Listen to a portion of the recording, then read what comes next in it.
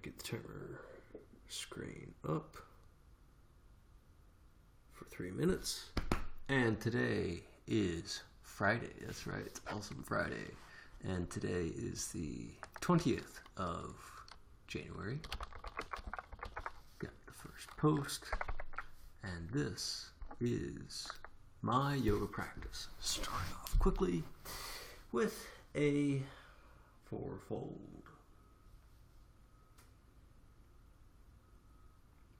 Relax.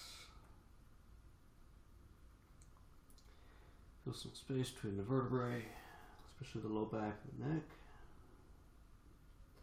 So always feel the low back and the neck. If I have any pops in the back, that's where they'll come out. Just the low back, just above the pelvis, where the neck is those vertebrae find the right spot. And then you're real careful and you see if there's any more kinks. And that's good. Alright, so now, first pose. Downward facing dog. That's right, it's downward facing dog as I find a way to center myself. And so if you've watched any of these, right, oh my god, he's doing the exact same practice every day. Yeah, it's kind of like Ashtanga. If you've ever heard of Ashtanga yoga, it's an awesome, fantastic practice. It is a great way to get a really deep understanding and practice of yoga.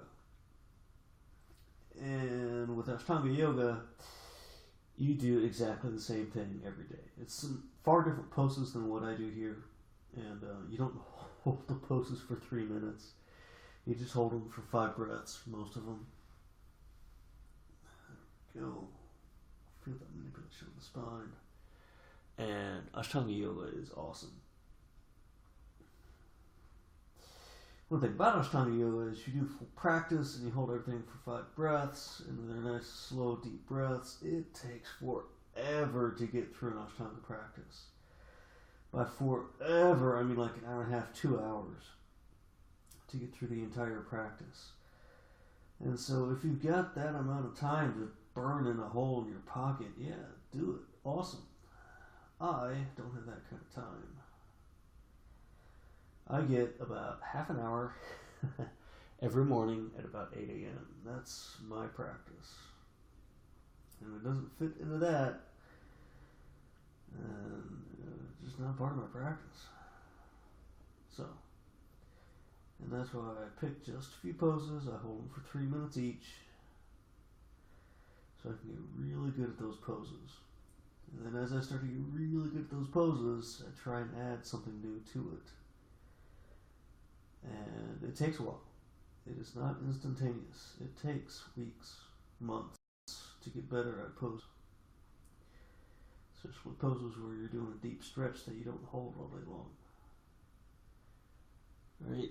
Those hip openers where you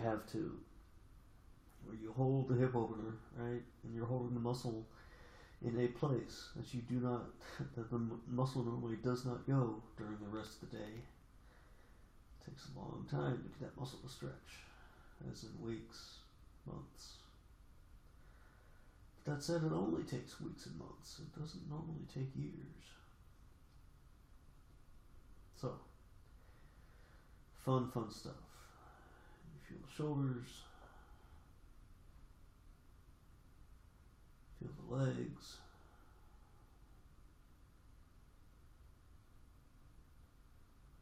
feel the body. There's this dance between straightening the back and straightening the legs. As you straighten the back, the legs like to bend. As you straighten the legs, the back likes to bend. And tiptoe up. Pop the ankles. And pop the wrists. And pop the knees. There we go. Get pops on everything. Alright. So next up is upward facing dog. Yeah, upward facing dog.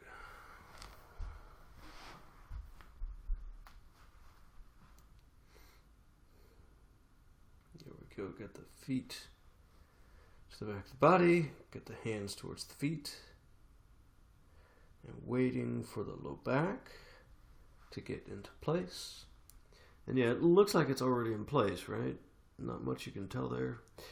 But there's like the discs and vertebrae or something are like just millimeters, if that much, right? Millimeters, tenths of a degree, slightly out of place, just enough for my nerves in the low back to say, hey, chill out, slow down. And so you do that, you chill out, you slow down, and you do this posture every day, and you feel the body slowly go back. And there we go. So yeah, you get used to what it takes for the body. And some days, hey, the low back is like there as soon as you start the pose. But most days, it's usually not. Usually you have to just kind of coax it and let the stuff slide into place. That said, now I can relax and enjoy my upward facing dog. So on this pose I am still feeling a wrist stretch. I'm not feeling so much in the low back, but I use this pose to set up the next low back pose. This upward facing dog to me is one of the best ways to get the back ready for deeper back bends, especially the low back, because if you try and do, for example, wheel pose before the low back is ready, you're spending all this time and effort, the low back just ain't ready for it, and it gets a little frustrating. Whereas this pose, as you saw, I started off really slow, I had to wait for the low back to get into place, and voila, the low back's in place. So now when I do my wheel pose, the low back should be good to go. And I can work on other things instead of being hampered by the low back. And feel that stretch, maybe wiggle a little bit. There we go. Relax and breathe. And that is that. Alright. Regain some dexterity of the hands. Yeah, because it's not just the hands are on the earth, right? They're twisted back and pushing back on the hands, so it's a good stretch on the wrists. I think it's really strengthened my wrists. And look at that. I've got 2 viewers. Little Snotty and Young Yeezy. Alright. Good stuff. Thanks both of you for watching. And hope you enjoyed the practice. So I just did an upward facing dog to get my back ready for wheel pose. Now I'm going to do wheel pose. So I get the hands next to the ears. I've already started the timer. And I set my timer for 3 minutes, which allows me to have plenty of time to get into the pose and relax in the pose and feel the pose. So there we go. That is a wheel pose. Feel that nice massive stretch on the front side of the body. Oh, look at that. Little Snotty wrote something. I can't quite read it, being upside down. And I got another viewer. Awesome stuff. Look at that. Alright, so can we move forward? Yeah, let's move forward a little bit. Can I read now? Okay, I'm not as flexible as that. Haha! That's okay. That's why you practice every day. And this is only after daily practice, right? And that's why you do starter poses, right? If you saw, when I started the wheel pose, I started on my head, right? So maybe you can get up there, maybe you just do a back bend, maybe just lift up the hips. This is the goal, but you have to negotiate with the body and only do what the body can do. Can you backflip though? No, I cannot. I can't do flips. Sorry, one thing I can't do. There we go. You just relax, you feel the pose, and that's it for the back bend. So my arms get tired of that, but I've still got 45 seconds or so on the timer. So I will do a camel pose. Look at my crotch pose. So hands back to the heels. The head fall back. Reach the hips forward. And relax. Feel a nice stretch on the front side of the body. And again, yeah, if you're not flexible enough to do this stuff, that's okay. Do what you can. Find a sustainable version. Find something that kind of looks a little bit like the pose, where you feel a little bit of a stretch, and hold that. And as you practice, you start doing that every day, your practice grows. And I think that's the timer. Feel a deeper stretch. And there we go. Alright. Can you backflip though? Yeah, no, something I've always kind of wanted to do.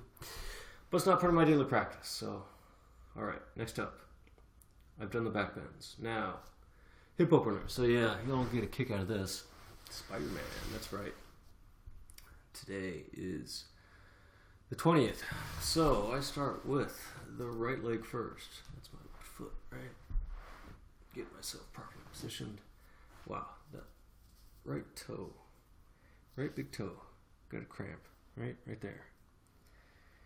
All right, feel that. Feel that. And feel that. All right, and then lay down. Shin into the chest. Foot into the chest. Be careful. The muscle slides over the bone. And then foot behind the head. So hip. The classic hip opener. I gotta be careful because my back is a little sore. I was doing some squats yesterday. No, day before yesterday. And apparently I did a little bit more weight than my low back was ready for. Not that much more, but enough that I noticed it. And so relax. There we go. Alright. And I saw someone else post a picture of what to do after this. After you find this, you can bring up that left leg, right? Wow, that is quite a different experience.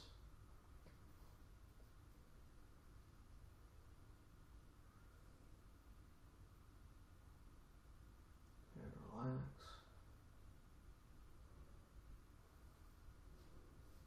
Oh, that is weird. That is very interesting because it really changes the balance dynamic.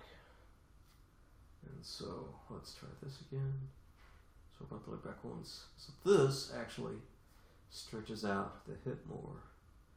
Whereas if I bring the left leg up and back, it changes the balance enough that I'm not stretching the right hip and thigh as much. And for me, the purpose of this is stretch out that right hip and thigh. And so another 20 seconds or so. Feel the stretch. Relax every part of the body that you can. And you saw how I got down here, right? I started off with kind of a half lotus. Then I pulled the shin into the chest. Then I laid down. Did the shin into the chest, foot into the chest again. And if you want to start practicing, very slowly release because the timer went off. Start. And you spend more time and effort on those baby steps, right? And as soon as you get comfortable with those baby steps, with one baby step, that's when you go to the next baby step. Because you'll look and see, right? Most people do like a half lotus anything, right? That's about all they got, right? Whereas I've been doing it long enough, I get a little bit more half lotus than most people. And then another thing you can do, right? The next step is you can just cradle the chest, right? Relax the fingers, maybe. Pull the shin towards the chest. Do the same thing with the foot. Pull the foot towards the chest. And then as the knee goes from closer together to further apart, the muscle slides over the bone in the hip. That's an interesting experience. The first few times you feel it. And you got to be careful because you have different amounts of flexibility on the different sides there. I'm going to move my leg up, so let's slide that down. All right. Feel the shin and the chest again. Very cool. I feel the foot and the chest. There we go. So the hip slides again. There we go. Wait for my thigh to open up. Let's see how well I can do that today. Because different sides are different, right? And normally my left side is not as flexible as my right side. And there we go. That's what I did last time. Bring that left knee to the earth. That. But let's stay on the back. Try to keep yourself balanced. What we did last time. Bring up the opposite leg. Yeah, that's really a different stretch because it's a much different balance. Relax. Can I get the foot up? Almost.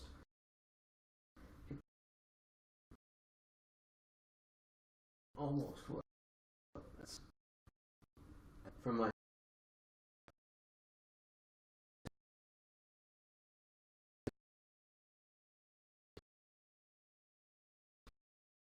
so get that stretch on the left thigh. And feel the earth pressing the kidney area. That's a really massive stretch on the thigh for just a few more seconds.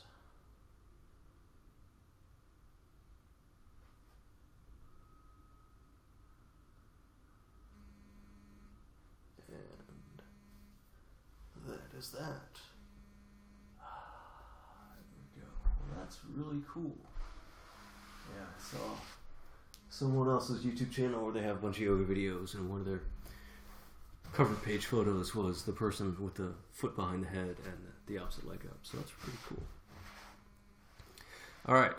So now, hamstring openers. Baby steps on hamstring openers, right? Right leg first. So pull the left foot into the right thigh. And Janu Shirsasana, right? You reach towards the foot. You reach. And, comfortably bring yourself down, right? All right, so that's the starter pose. You start off with that. You get comfortable with that. Next up, the legs maybe about 120, something like that. Try to get the legs about 120 degrees apart. And that right foot. Slowly reach over. It doesn't start off as a hamstring stretch, but it gets there. You slide the right shoulder inside the right thigh. Yeah, and if you can't do your Janu Shirsasana as well as I could, and you want to spend some more time practicing that, spend some more time practicing. Feel that thigh stretch. There we go. Got my shoulder down, got my head down, and slide my right hand under my left thigh. And relax. This is a really cool stretch when you can start to get into it. And then as I've gotten my shoulder and head down, try to reach my left hand closer to the right heel. And then also I'm trying to straighten the back a little bit, which sounds odd, but that's what I'm doing to enhance the stretch on the right thigh. This is a really awesome stretch because there's a lot of work going on. I feel stretch also not only on the right thigh but on the left rib cage and the left shoulder. So there's a lot of stretching going on. And then you relax, and then wiggle a little bit. Wiggle those muscles, feel those muscles.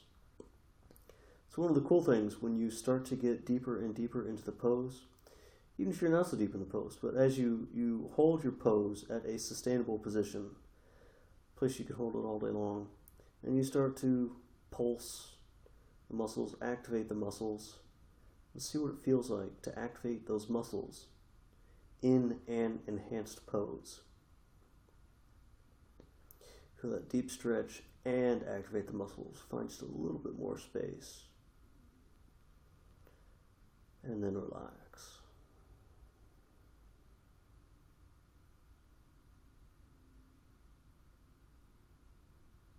Feel the breath as it slides in and out of the body.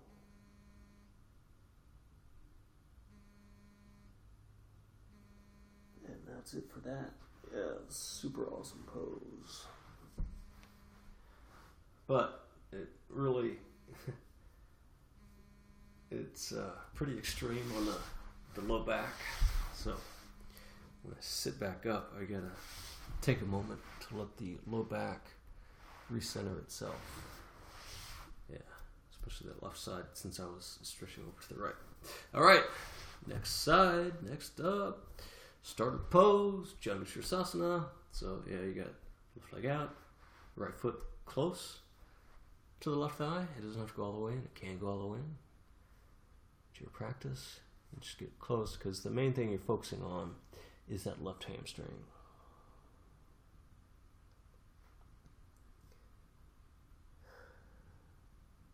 And there we go. Hey, look at that. You get down, you relax. It's good. You stay there if you want. Or you can do an alteration. Alright, about 120. Something like that. And make sure all the parts are in a good spot. And the left side, yeah, my left pelvis always wants to go slow. Because there is a sensation on the top left side of my left pelvis, or top left side of my pelvis, right? There's some muscle there that always says, hey, slow down. And so you relax. Plus the vertebrae, right? The vertebrae and discs have to slide over to the other side, right? Because I just stretched out the right side really deep and everything got used to being on that side. So now the vertebrae, the discs, and everything has got to slide back over, this time to the left side. There we go. Get the shoulder down. And as I get the shoulder down, I turn the elbow, the eye of the left elbow, so that's the bicep side of the elbow, towards the earth. And then feel that massive stretch on the left thigh.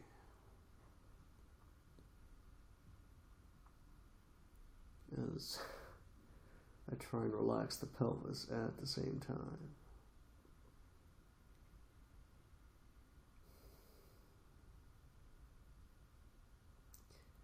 So it's an interesting trick, right? Is to relax as much of the body as possible while maintaining the pose. I have to maintain some effort on the right fingers to keep the arm up there. To keep the right hand on the left foot. And then engage the quads. Again, pulse the muscles a little bit so you can really get a feel for what this pose feels like. Look around. The timer's already up. That left side always takes so long to get there, and it feels so awesome when you do get there. But left side wants to go slow, so you go slow. All right. So we got hip openers, we got hamstrings. Now we've got straddle splits. All right. Straddle splits I've been doing for a very long time. The starter is this. Keep doing legs further apart, and then if you need to put your back against the wall, like sit up against the wall, keep that open, and all the time you want to get your legs further apart to the point where you get the legs parallel. At a certain point, it gets to where the easiest way to hold the pose with the legs more or less parallel is to go to the floor. If you're a guy, be careful, because you've got some man parts in front of the pelvis, and as you roll over, you might crush those, and that does not feel good. So you've got to roll over those, get those into a good spot, and then relax. And so this is a maintenance pose for me as far as the legs go. I do the stretch every day. I've been doing the stretch more or less every day for at least a couple years now. So there's really kind of not so much growth left on the legs, but I haven't been doing the shoulder stretch for very long. So I keep doing the shoulder stretch. And I do keep doing the legs every day. Because if you don't do it at least once a week or so, then you'll start to lose it. You start to lose that flexibility. It usually comes back pretty quickly after you get there the first time, unless you do something that makes your muscles have to rebuild themselves, such as you work out too hard, right? You do like the leg press or hamstring press or something, that you do it so hard where you feel some delayed onset muscle soreness. If you feel that, then it's not going to be easy to get back into your stretch, whatever stretch that is. There we go. Open the other shoulder. And relax. Use the rib cage. Actually feel a little bit of stretch in the ribs as well. So that's pretty cool.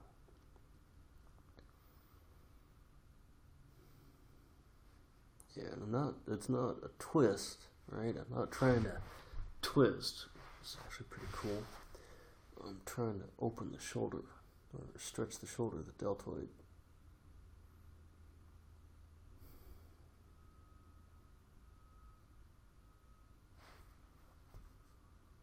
And relax, enjoy the pose, breath slides in and out of the body. And that is that. Cleared that guy, start that guy. 3 minutes. Again, 3 minutes, lots of time. Hey, got somebody new. Jolie Gamers, 8008. All right, there you go. All right, last pose of practice. My personal yoga practice. This is what I do every day, 8 a.m. Thanks for watching. Feel free to write some comments. I'll respond. Also, these videos are on YouTube. Next up, last pose. Handstand, the way we get there, the way I'm getting there today. Start off in yogi squat. So, yeah, just squat, right? So, feet are comfortable, so they're not parallel, right? They're comfortable, which means they're kind of in line with the leg. And then you can press the elbows into the thighs, right? And then you kind of straighten the back up. Good stuff. You can release fingers if you release one side, or release the other side. Prayer hands, but you're just getting ready.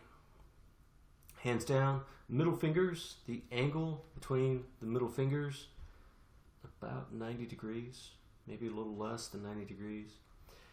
Hands comfortably apart, so that's going to be about shoulder width apart. There we go. And then first off, crow pose. So straighten the arms, but then lift up the hips. Comfortably place the knees towards the triceps. And then I usually kind of rotate the knees out so that it is the shins that are on the triceps. You find that, awesome stuff. You might stay there. And if you want to try, you can try a hand by just effortlessly lifting up the hips. Oh, balance, balance. All right, it's so effortless, right? No, not really. It takes lots of focus, lots of effort. I've been doing this every day for a few months now. Still not perfect, but better than it was. Alright, and just feel that. That's handstand. Keep balance. Oh, come on. Balance, balance. Oh, no, that's it. Alright. Alright, well, very cool. Excellent. Can you dab? I don't know what dab means, so I don't know. Alright, but in any case, that is my practice. That's my personal yoga practice. That is what I do every day. And these videos all go over to YouTube, so feel free to watch. A lot of them look the same. Alright, well, cool stuff. Good seeing y'all. Hope you all enjoy the rest of your day. And thanks again. Enjoy.